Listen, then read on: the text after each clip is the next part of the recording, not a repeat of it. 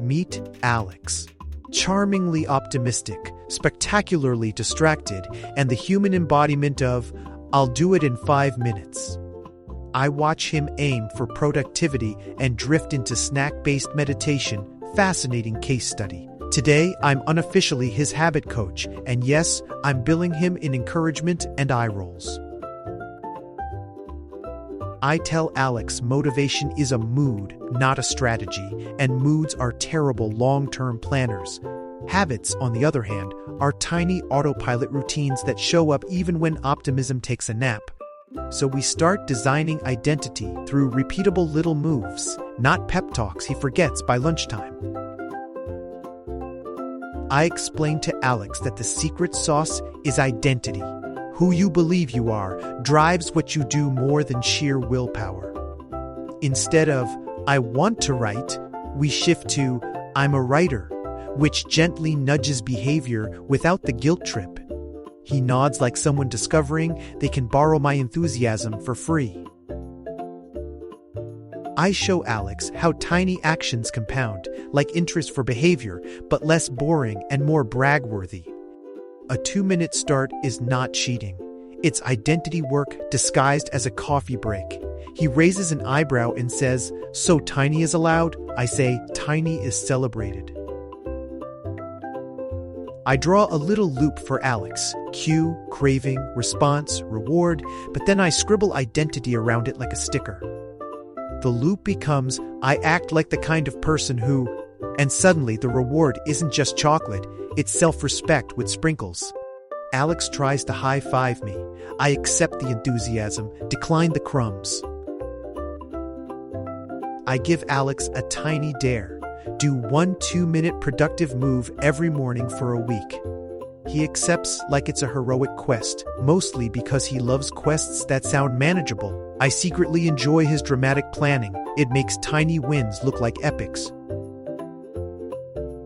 Before we dive deeper, I recap the morning like a coach with a snack drawer. Identity first, tiny habits second, repeat until it feels normal. Alex munches and nods, suspiciously proud of himself for doing the recap louder than the habit.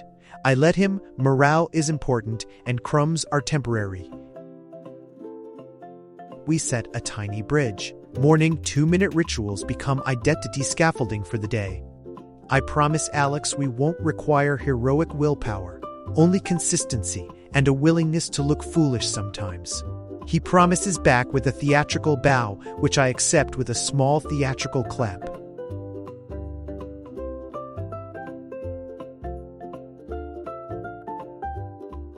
We start the week with a 2-minute habit. Write 1 sentence, open the workbook, or practice a single scale, whatever counts as moving. Alex treats 2 minutes like a sprint, which is adorable and unnecessary. I nudge him to treat it like a tiny ceremony instead, complete with a bow and respectful nod to productivity. I tell Alex to celebrate small wins, like they're tiny confetti storms. He uncorks an imaginary confetti cannon and then remembers he'll have to vacuum. We compromise with a satisfied grin and a fist pump, which is scientifically sufficient.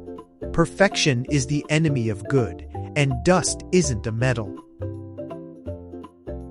We craft tiny identity statements, not, "I'll work out," but "I'm someone who moves every morning." Alex repeats it like a secret password, sometimes like a pirate. I teach him to say it aloud, then immediately do the 2-minute move, because words without action are just karaoke. We use habit anchors. Anchors are like post-it notes for your brain, but less sticky and more dignified. Alex chooses a cue: morning coffee, the first email, or the sunrise, something consistent. I gently scold his impulse to pick whenever I feel like it and suggest he pick something reliable instead. I explain to Alex that tiny actions send big identity signals. A single repeated choice is louder than loud promises. He practices a small morning routine and suddenly behaves like someone who keeps promises to himself. It's like watching a tiny identity parade, and yes, I'm the slightly dramatic announcer. Micro commitments are the polite cousins of giant promises, small, kind, and effective. I have Alex promise himself 5 push-ups this morning, and he acts like I've asked him to climb a mountain. He does them, of course, and the look of mild disbelief on his face is priceless. Progress, not theatrical heroics. Habit stacking is putting new tiny habits after established ones, like tucking floss after brushing, but for life journaling instead of dental hygiene. Alex tries to stack write one sentence after make coffee and succeeds, which I count as a gentle triumph.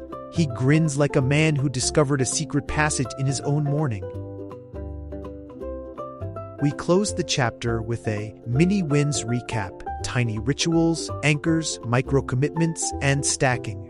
Alex feels oddly powerful, like a superhero whose superpower is consistency and good coffee. I let him bask for a moment. Basking is underrated and scientifically linked to increased morale, or so I insist.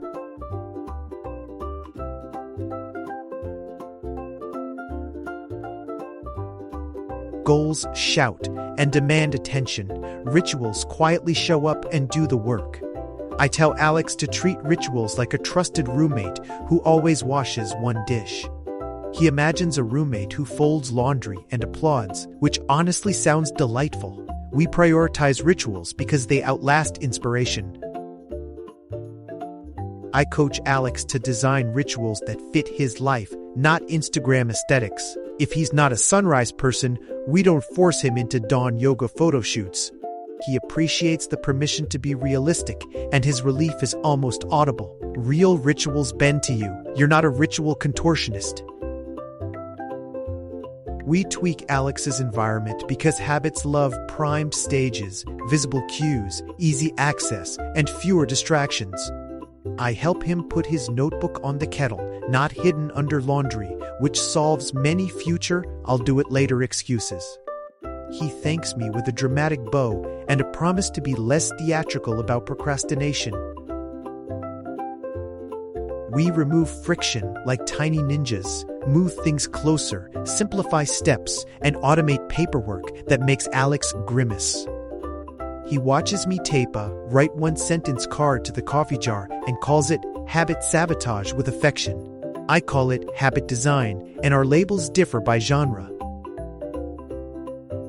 We make each ritual an identity cue. The act becomes shorthand for "I'm that person." Alex practices 1 minute of writing immediately after making coffee and begins to feel like someone who writes.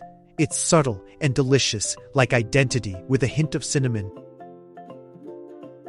Rituals sometimes need small adjustments, like outfits after laundry day. I watch Alex discover he prefers journaling at night rather than morning, and we adapt. He acts like this is a scientific breakthrough, and I remind him adaptive tweaks are the point. Flexibility beats stubbornness disguised as discipline. I encourage Alex to treat rituals as a checklist, not a jail cell of shame. If he misses one, it's not a crime, it's data about timing or context. He nods like a repentant detective updating a case file. Progress is messy, and that mess is often informative. When we repeat rituals, identity doesn't explode overnight. It gently becomes the wallpaper of our lives. Alex starts noticing small changes, fewer internal arguments, more automatic doing. He credits me with magic. I credit him with showing up. Together, we call it slow enchantment.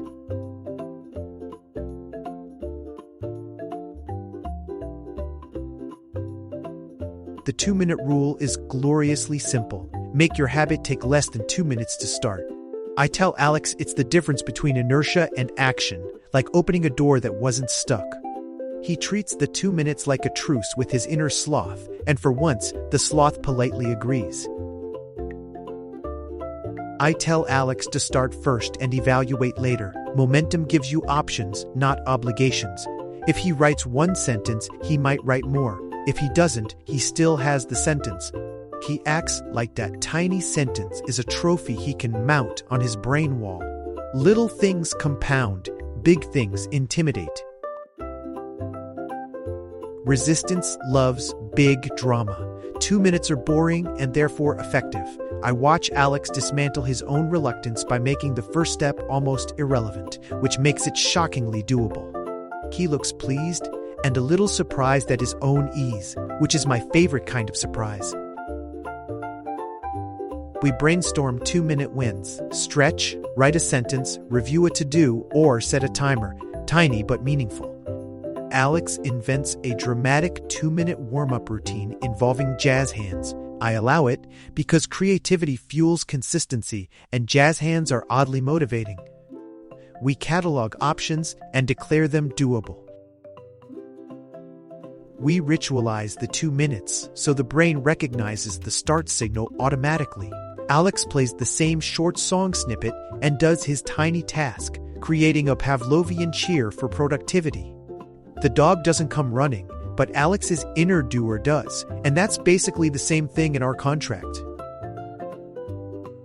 If 2 minutes feels good, we stretch it gently. 2 minutes plus curiosity becomes 10 minutes naturally. Alex is suspicious of anything labeled gentle stretch, but tries anyway and to his delight keeps going. Momentum is a good friend when it shows up with snacks and sensible intentions. For big, scary tasks, we use the 2-minute rule as a gateway drug to progress, harmless and habit-forming.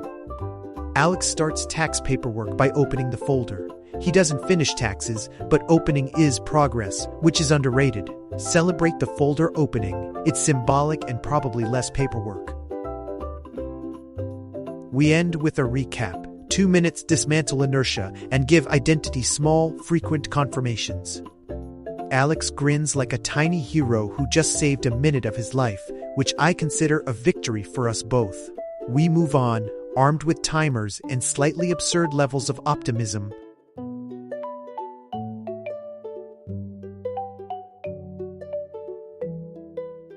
Habit stacking is painless leverage. Attach a new habit to an existing one, and you're using pre-built momentum. I explained to Alex that it's like adding a new Lego piece to a stable wall. He tries to build a literal Lego tower as a metaphor, which is charming and slightly hazardous to table stability. I help Alex choose natural anchors, things he already does like brushing teeth, making coffee, or checking the mail.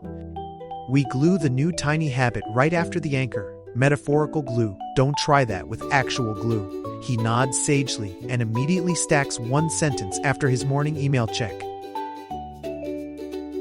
We make the stack obvious so Alex doesn't have to remember complex chains. Visual cues help. Put the notebook next to the coffee. Leave the guitar on a stand. Alex leaves the guitar in a very theatrical position and then plays 2 chords, which I applaud as consistent and melodramatic in equal measure. Stacking reduces decision fatigue because the brain follows a script rather than improvises. I give Alex a tiny script: coffee, open notebook, write 1 sentence. He follows it like a well-rehearsed actor, which reassures me and entertains the neighbors. Scripts are underrated in their power to defeat chaos.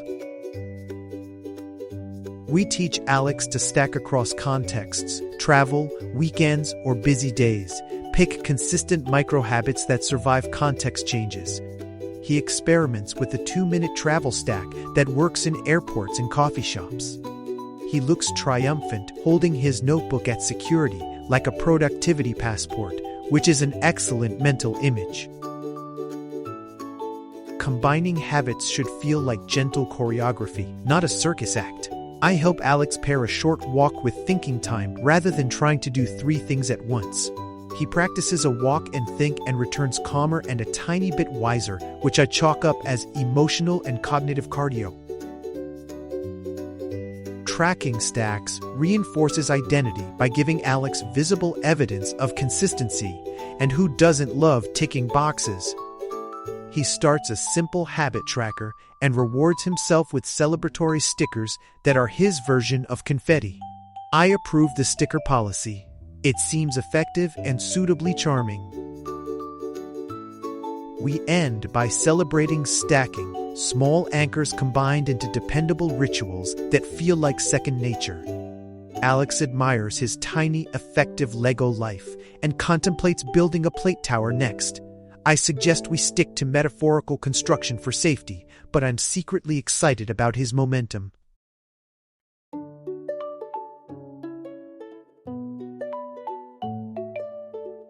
Anchors are pre-made triggers that prompt the behavior you want, removing the need to summon willpower. I set Alex up with anchors that match his lifestyle, so the habits feel like logical extensions of his day. He seems relieved and tells me he likes anchors because they don't ask him for dramatic transformation, only polite nudges. We add social anchors, accountability partners, small groups, or public commitments that make identity visible. Alex tells his friend about his 2-minute ritual and suddenly cares more because nobody wants to be the person who ghosts a tiny promise. Peer pressure can be a powerful ally when it comes wrapped in kindness. Your environment whispers what you're capable of. Set it up to whisper productive instead of maybe later. I help Alex rearrange a tiny corner to be his writing nook, and he treats it like moving into a new, more reliable apartment for his focus. Changing the furniture is optional. Changing the cue is not. Objects become symbols. A particular mug equals work mode for Alex. A specific playlist equals focus mode. We assign meaning and then honor it with consistent actions. He ceremoniously uses the mug and then writes, giving the cup a brief standing ovation, which is both adorable and frankly efficient. Public commitments create healthy pressure. Telling someone you're doing something increases follow-through. Alex posts his tiny challenge to a friend group and immediately gains curious supporters. He receives encouraging messages and behaves like a man who discovered moral fiber in small packages. Anchors help on bad days because they reduce the decision burden when you're low on energy. I reassure Alex that showing up in small ways still builds identity even when everything else feels heavy. He nods and practices a scaled-down version of his ritual, which is exactly the kind of resilient behavior we want. We pair anchors with small rewards, a nice tea, a sticker, a moment of 5-star self-approval. Alex chooses a tiny reward that doesn't sabotage his goals and sticks to it, then celebrates like he just won a polite gold medal. Rewards should be consistent, simple, and preferably not covered in sugar. We wrap up by reminding Alex that anchors are the scaffolding identity needs to become stable. Consistent cues plus tiny actions equal a person who just does it, no cliff diving required. He practices a little ritual, and I practice the proud narrator face. Together we look excellent in metaphorical headshots.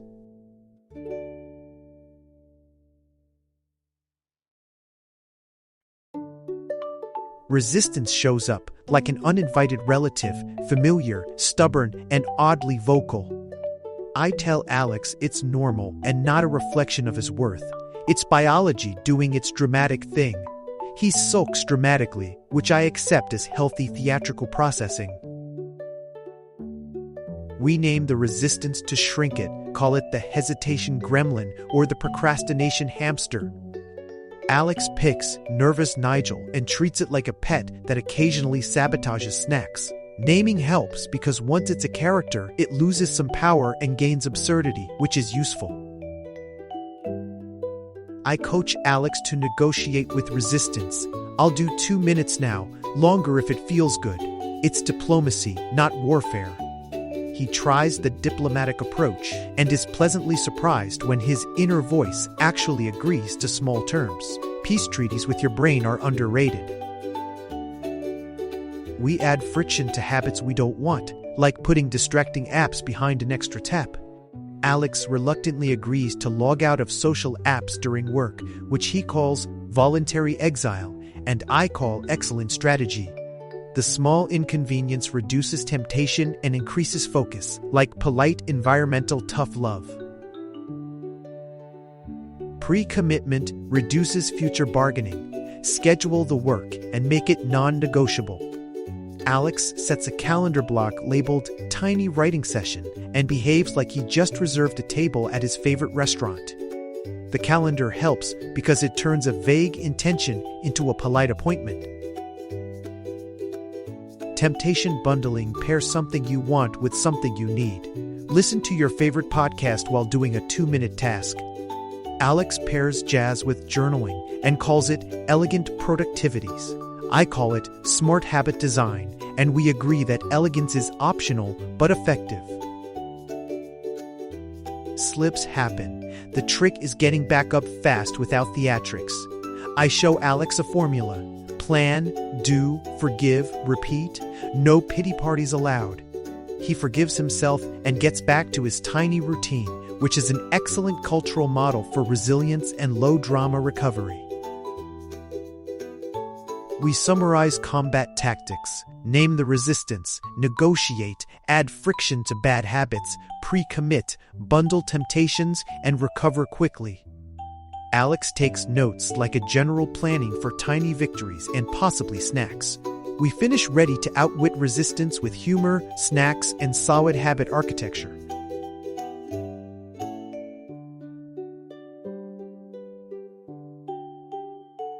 Identity isn't a flip switch. It's 1,000 tiny choices stacked like bricks. I remind Alex that every 2-minute start, every anchor used, and every stuck moment recovered adds up. He smiles like someone inspecting a newly built, tiny brick wall that he painted with hopeful enthusiasm. I remind Alex, and you, that repetition writes who we are more reliably than grand declarations. Tiny habits are the pen, identity is the story they write daily. He practices saying his identity statement aloud and then does his 2-minute task, smiling like a secret agent of habit. We measure what matters, but keep metrics gentle, streaks, minutes, or a single progress note each day. Alex starts a calm tracker and is delighted by a surprising streak of small wins. He does a small celebratory dance that is equal parts joy and mathematical validation, which I allow. Visibility creates accountability and satisfaction. Charts, check marks, or a sticky note wall work wonders. Alex puts up a small progress board and admires it like a curator of his own improvement museum. I approve the museum metaphor and recommend a plaque that reads, Tiny Wins Exhibit. We emphasize rituals that can last decades, not fads that fade with trends. Alex chooses sustainable, flexible rituals that fit seasons of life, which I applaud as wise and slightly grown up. He enjoys the feeling of building something that survives vacations and awkward family dinners. The best teaching is modeling. Be the person you want others to become, not just the one who lectures about it. Alex casually mentions his tiny rituals to a friend and inspires them to start their own 2-minute habit. He beams like a benevolent small habit influencer, and I nod approvingly.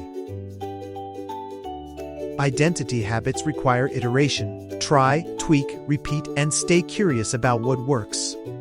Alex keeps a tiny experimentation log and experiments like a cheerful scientist with a fondness for post-it notes.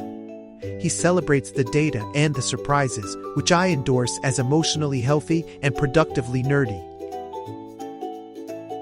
We close with a reminder. You are the author and actor of your own identity, and tiny habits are the paragraphs that make the story believable. Alex takes a final 2-minute action and looks at me like he expects a medal. I hand him a metaphorical one and a real high five. Go forth, be someone who just does it, and send me progress photos if you want applause.